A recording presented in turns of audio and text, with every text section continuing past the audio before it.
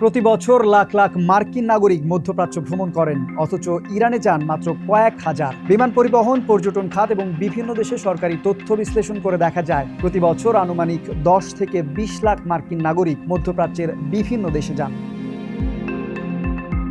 তাদের গন্তব্যের তালিকায় থাকে সংযুক্ত আরব আমিরাত, সৌদি আরব, কাতার, জর্ডান, ওমান, মিশর এবং নিরাপত্তা পরিস্থিতি স্বাভাবিক থাকলে ইসরায়েলও।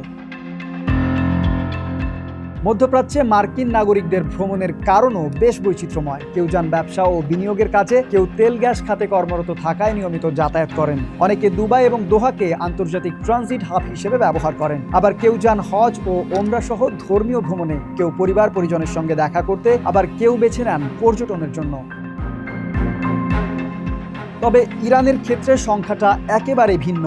ইরানের পর্যটন কর্তৃপক্ষের তথ্য অনুযায়ী 2016 সালে দেশটিতে গিয়েছে প্রায় 6,372 জন মার্কিন নাগরিক, আর 2017 সালে সেই সংখ্যা নেমে এসেছে মাত্র 2,325 জনে।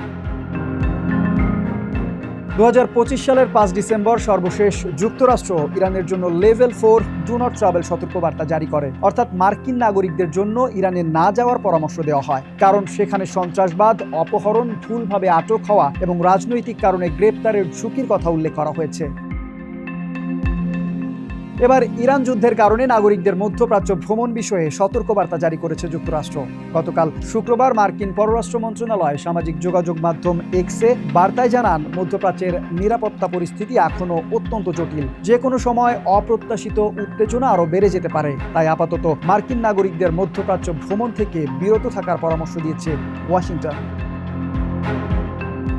এদিকে যারা ইতোমধ্যেই মধ্যপ্রাচ্যের বিভিন্ন দেশে অবস্থান করছে তাদেরকেও বিশেষভাবে সতর্ক থাকতে বলা হয়েছে। নিয়মিত সংবাদ মাধ্যমে নজর রাখা, স্থানীয় নিরাপত্তা নির্দেশনা মেনে চলা এবং প্রয়োজনে নিকটস্থ মার্কিন দূতাবাস বা কনসুলেটরের সঙ্গে দ্রুত যোগাযোগ করার আহ্বান জানানো হয়েছে।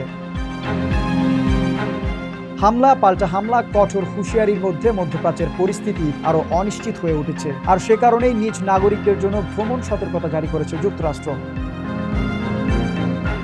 এখন দেখার বিষয় এই সংঘাত কোথায় গিয়ে থামে, আলোচনার টেবিলে নাকি বিস্তৃত হয় যুদ্ধক্ষেত্রে।